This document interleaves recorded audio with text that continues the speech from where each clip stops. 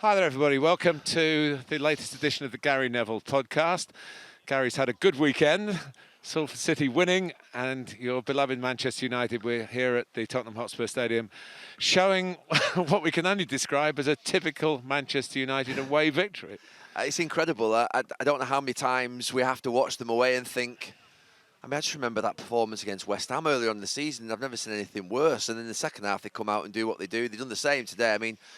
First half, nothing happened. And then all of a sudden the game came alive through obviously the disallowed goal, which was a big controversial moment. Spurs go and score, but the United performance in the second half was outstanding. From the first second of that second half, and Spurs have just not been able to cope. Irrespective of whether you wanted more from them, I think we both probably did. I did, certainly. I thought it was a really disappointing show considering what was at stake for them. But United were absolutely outstanding. That's a really good performance, that. And could you see a trigger for it? Anything that happened at the start of the second half? maybe feeling hard done to over the decision, going at half-time and saying, we didn't play well first half. That's the first thing they'll have been saying to each other. I said just after half-time, yeah, we're hard done to, but you've not played well either. So they come out second half and they're just a different team. The urgency, so many times, even against Granada, where you're watching the game and they were poor Granada, but you're thinking the passing's slow, it's a little bit predictable, the movement's not there, and they're waiting for something to sort of spike them in a game. And whether that's going behind, whether it's a bad decision, whatever it is, but something spikes them and all of a sudden they just come alive. And they can't keep doing that, because I think when fans are in the stadium, if teams like Tottenham get in front of them with the fans behind them, they won't be allowed to be as sort of insipid as they were in the second half, Spurs. So I think they've got to sort it out, Manchester United, but it's a big positive. And I'll repeat those three things. If you're looking for character in a football side, winning away from home, coming from behind, winning when you're not playing well, being good on set pieces, those things that define resilience and good character, they're the sort of things that you look at. And this Manchester United team have got it in abundance at the moment. And that will say, first, second half, they were breathtaking at times. Some of the football was brilliant. Edinson Cavani, who was the player who was entitled perhaps to feel a bit of injustice Wronged. about the disallowed goal. You can say that. Wronged. No, look. He will feel wronged, and his second Yeah. half display showed what a mature player he is, because there's only one way to come back from a disappointment like that, was the way that he did it. He did. He scores the goal, but there was a moment at the end which, to be fair, fans at home may or may not have been watching, and I was just watching him. Tottenham had a throw-in down here with about 2 minutes to go, and he was moving between the centre-backs trying to stop the ball being thrown in, and he's organising where Greenwood should be. And I thought, do you know something? Mason Greenwood needs another year of Cavani up alongside him, because you see someone like that, it inspired us as young players when you saw great players like Robson and Bruce and Cantona, Mark Hughes when we were younger, and you see the best players in the world, or have been the best players in the world, like a Cavani, doing his work like that in the 94th minute. Someone like Mason Greenwood, who needs good standard, he needs good standards above him. He needs people who are mentors and can coach him on the pitch. And I just thought he needs another year of him. Rashford needs another year of him. All those players that are out there. He's been a really brilliant example. I was a little bit nervous about him coming in because of the Falcao, because of the other sort of Alexis Sanchez. They're the sort of what would be showcase signings. This one's been different.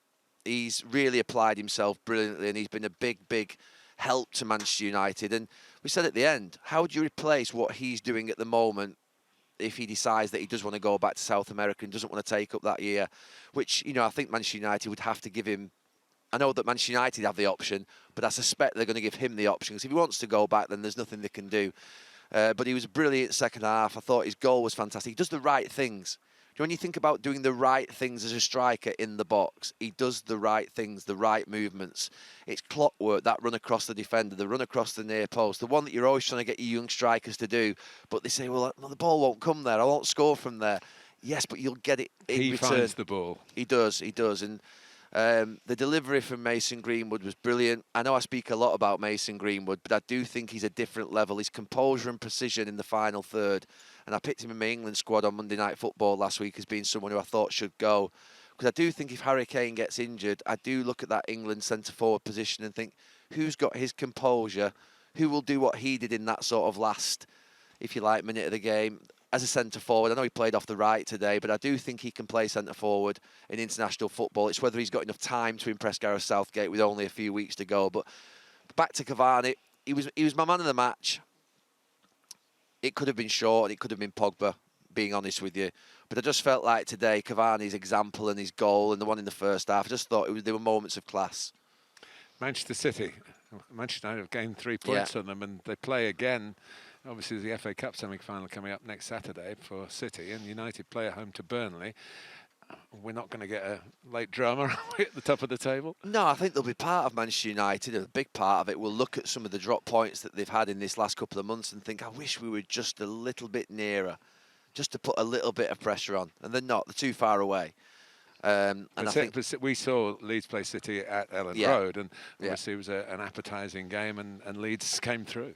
I think there are certain opponents that Leeds are just perfect to play against. I think actually City would suit them. I think Leeds are a good watch. You don't watch a Leeds game where you don't think actually it's a good watch. And I think that ultimately, City have got big priorities this week. You think about what City have got coming up with the Carabao Cup final in 2 weeks' time. You've got the FA Cup semi-final next weekend. You've got the Champions League, obviously return leg against Dortmund. This was the game they could lose. If they were going to lose one, they've got enough sort of what would be cushion in the league to be able to lose a match. Not that you'd want to, and Pep wouldn't want to, but Leeds are a team that can shock you. They're an awkward team to play against if you're just a little bit below your level. You say Leeds are a good watch. West Ham are a good watch at the moment, aren't they? Although, unlike Manchester United, they do it in reverse. They go 3-0 up and panic a little bit. And obviously Monday night was a situation we had live on Sky Sports at Wolves, and the same against Leicester in a really big game, top 4 game today. Yeah, they keep going in front. I mean, it's a brilliant season. I mean, where West Ham are is unthinkable. None of us thought they would be in with a shout of top 4. I worry about Leicester. I remember before Monday Night Football and thinking Leicester would get into the top 4. If you ask me now, 5-6 days later, I'm saying no. I think they really could struggle in these next few weeks. There was an issue today with the team selection as well. It's an issue with the team selection, but it's an issue with regards to the fact it's 3 players in your dressing room. What impact does it have at this stage in the season? Losing today, seeing those big clubs just creep up on them, and West Ham obviously as well, who you wouldn't expect to be there. But the Chelseas are waiting, the Liverpools are waiting. And if you Leicester having had what happened last year with Brendan Rodgers, you're thinking, here we go again. It will be a big effort for Leicester. I hope they do it, because I think that it would cement the work that Brendan Rodgers has done over a couple of years or so here at Leicester. But I just think looking at them now, they could go again. They're wobbling, and West Ham looks stronger than them at the moment. Anything to add about Jesse Lingard? It's extraordinary run, isn't it? Well, we know he's a good player, and he's played for England. He's played for Manchester United. And I said this on Monday Night Football. The problem at Manchester United is that Jesse Lingard is not seen as being someone who can play as a first 11 player, a starter. So when he plays quite a few games, which he obviously did, and United are having difficult seasons, he becomes part of the problem. He's not the problem at Manchester United. If Jesse Lingard was on the bench today, coming off the bench with 10 minutes to go, no one would have an issue with it. So I think that, to me, Manchester United have got a big decision to make. Do they cash in and get good money for him, and then what would be replenish the squad in an area where they want to, and bring that extra quality? Or do they think, actually, no, he's part of what would be a good 22, 23-man squad? And that's a decision that Ole Gunnar Solskjaer's got to make. He can't lose with it. He really can't lose, because his value's gone up. Jesse's enjoying himself. So he either comes back to Manchester United and he plays a big part in next season's challenge for the title, which Ole would be thinking that's what he's got to do, or he gets a good move, Manchester United get the money for him, he's a homegrown player, and they can then go and use that money to go and spend somewhere else. So I don't think Manchester United can lose. I don't think Jesse Lingard can lose. It's a win-win for both parties. Chelsea, after being on the wrong end of a sensation last weekend, obviously good time in Europe as well, and now putting Crystal Palace to the sword and reinforcing their claims. Obviously, with others winning, like Liverpool, who we'll come on to in a minute, and West Ham, who we've talked about. It wouldn't surprise you if it was City, United, Chelsea, Liverpool, would it? It wouldn't. If you think about it, so many times this season you've looked at that table and you thought, well, Chelsea are dipping and Liverpool are way off at the moment. And all of a sudden, just the last couple of weeks, it's just working itself out. Manchester United look like they've cemented their second spot. I could be very surprised if they were caught. City will win the league. But you're looking beneath that and you're thinking, I felt like that was Tottenham's, not last chance, because obviously they still could go on a run, but I just felt that today was a bad one for them. They'll have been before the game all my thoughts were, this is a bigger game for Tottenham. It was a big game for United, obviously, but it's a bigger game for Tottenham. They really need this. They need to go and win today. And they've performed poorly, and I don't think that will give them confidence to think they should be a top 4 team. Just to divert, will that bring more criticism of Jose Mourinho? That they've been dropping points from winning positions, and not so much as Manchester United were very good in the second half, but evaluating Spurs and fighting back was not really there, was it? No, it wasn't. And I mean, you see Jose Mourinho probably more than I do. I have to say, we saw shots of him in the last 5-6 minutes of that match on the touchline.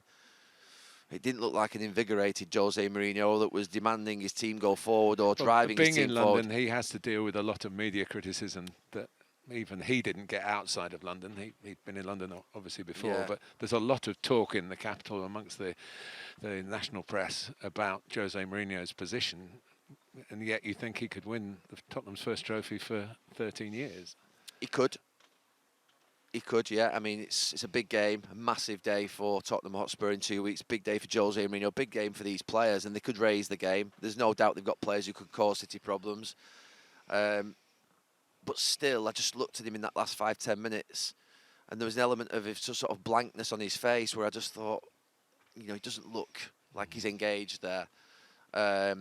And that would be a worry. United won pulling away even before the third goal, didn't they? The third goal emphasises their honestly, I mean, we were talking with 10 minutes to go, 6 minutes of extra, obviously added time, and you're sometimes wary of calling the game in terms of, Manchester United, but you almost felt like it was United were in complete control. Spurs weren't throwing any punches. You expect a team at home that are, 1 goal behind to be throwing punches with 10 minutes to go. Even when United had it down in this corner here, and they were sort of like running the clock down, there wasn't that urgency to go and win the ball back. Usually you see teams that are going just, scrambling to get the ball back, fighting with players, pushing them off, wrestling with them. I didn't see it.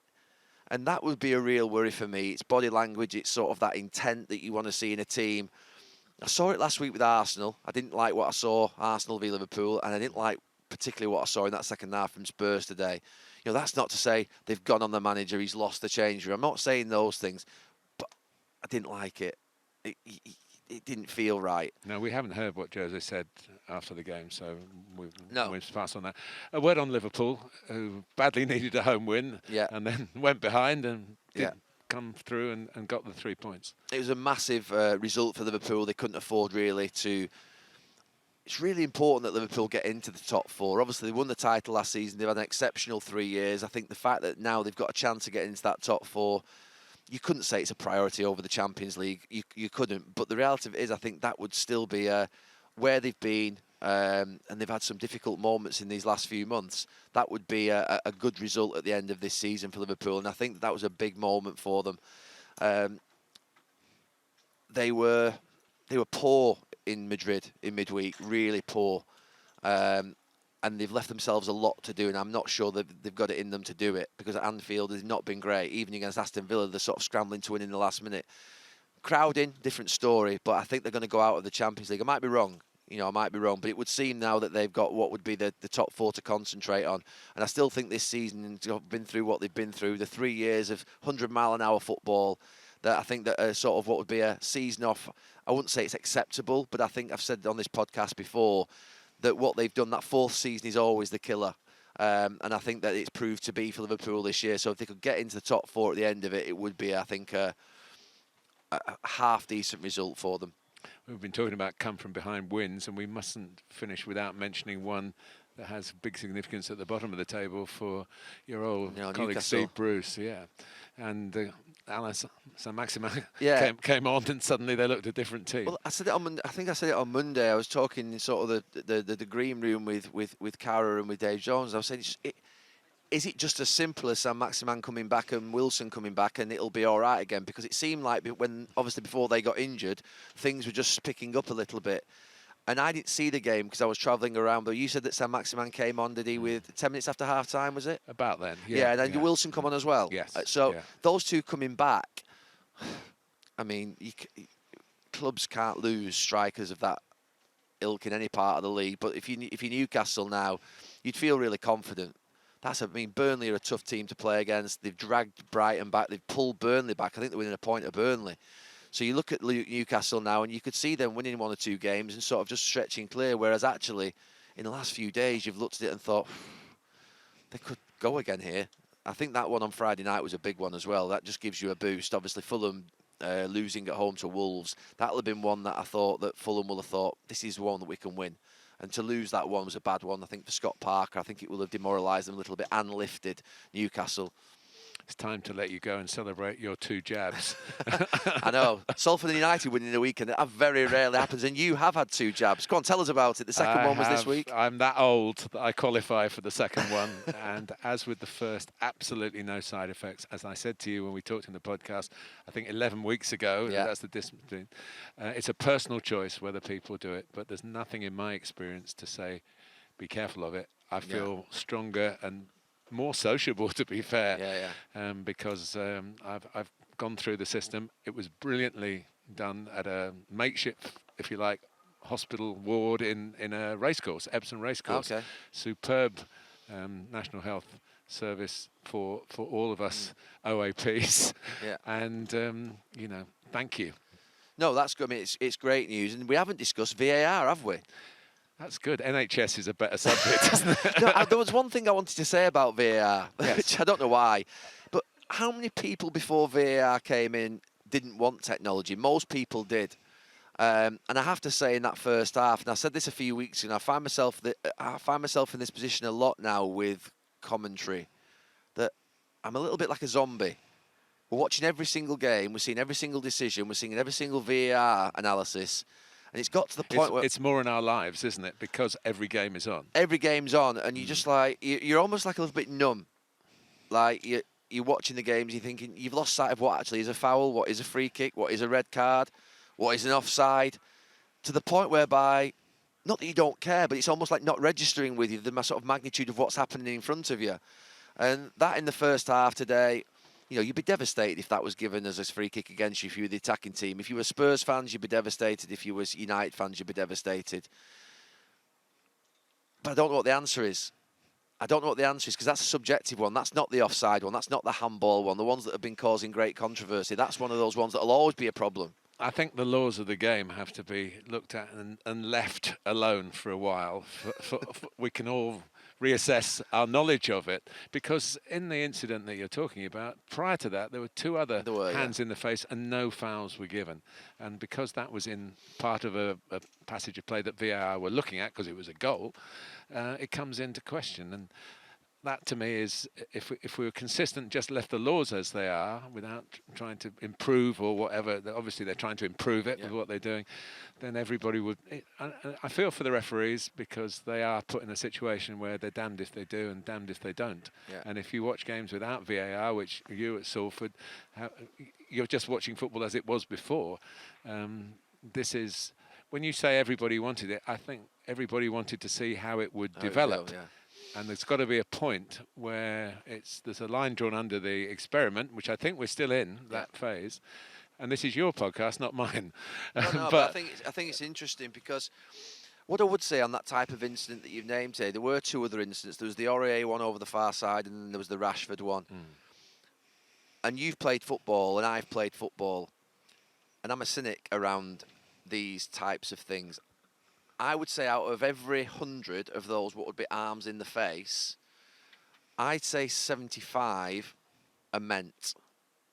I think a player knows what he's doing if he's putting a hand or an elbow or an arm in the other player. And well, if it's an elbow, he definitely knows. Yeah, but but if he's doing this, near someone's face, when I was going up for a header, I'd sometimes do that into the ribs or into the body, just before the contact, and then I'd go and head it. If there was a player behind me, I'd put my arm in there to the chest, and if they ducked the header, I always knew that I was doing it and potentially going to get away with it. So if you accelerated away from your right-back position and put your arm across an opponent to make sure that you're ahead of your opponent, which is probably what McTominay was doing. Yeah, he did.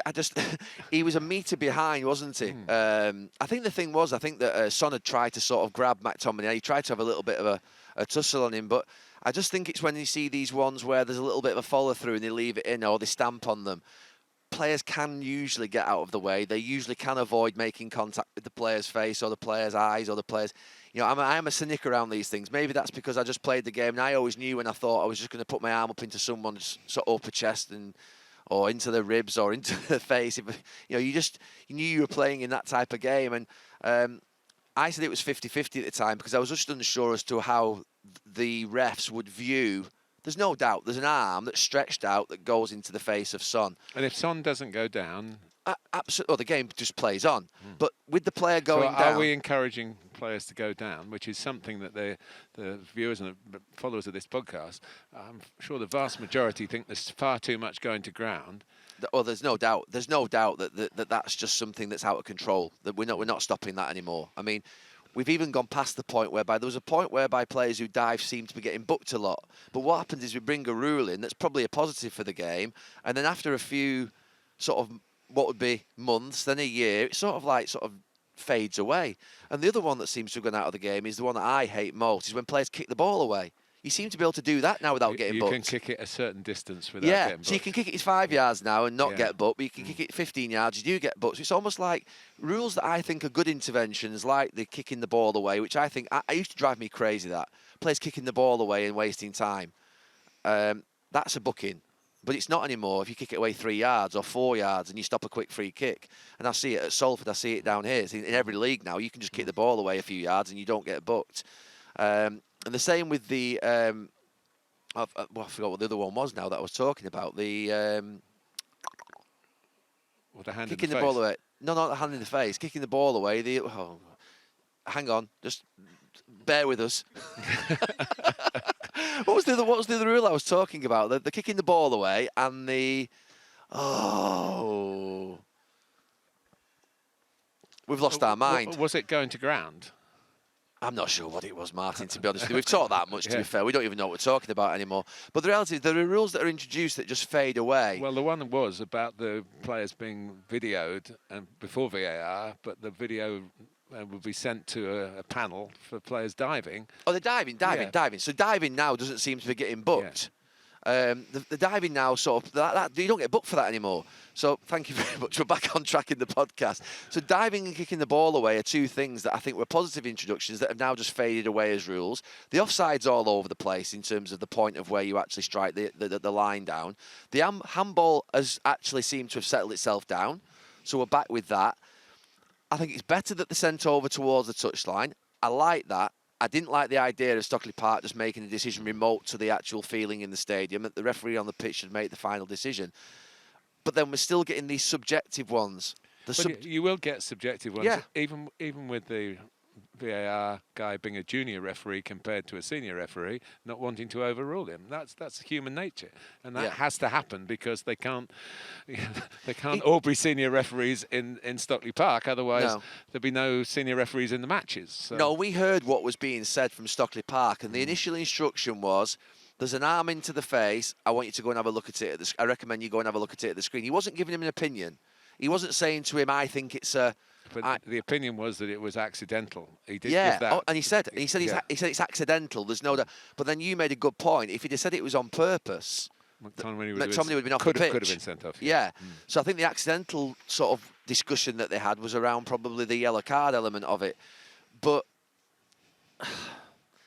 going back to my original point, I think we're a little bit numb when we're doing the games. Doing that many games, you watch that many games.